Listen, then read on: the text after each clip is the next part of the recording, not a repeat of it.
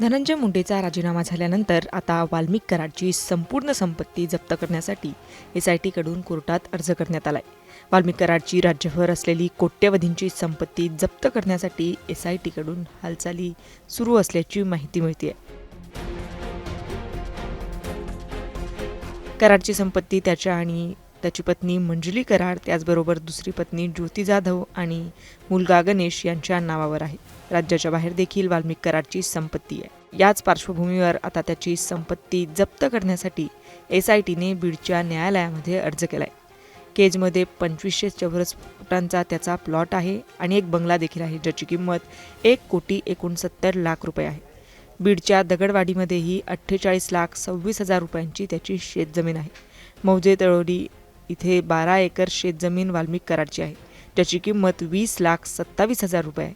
परळी रोडवर अंबाजोगाईत 380 चौरस मीटर बांधकाम आहे.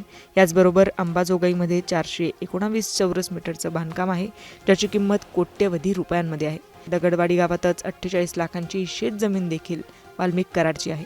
परळीतल्या वडगावात 4.5 एकर शेतजमीनही वाल्मिक कराडची आहे, ज्याची किंमत 13 लाख रुपये आहे. तसेच बीडच्या सिरसाळा गावात 581 चौरस मीटरचा खुला प्लॉट देखील आहे, ज्याची किंमत 7.5 लाख रुपये. आता वाल्मिक कराडची संपत्ती जप्त होणार का, हे पाहणं महत्त्वाचं ठरणार आहे. मुंबई तक ब्युरो रिपोर्ट.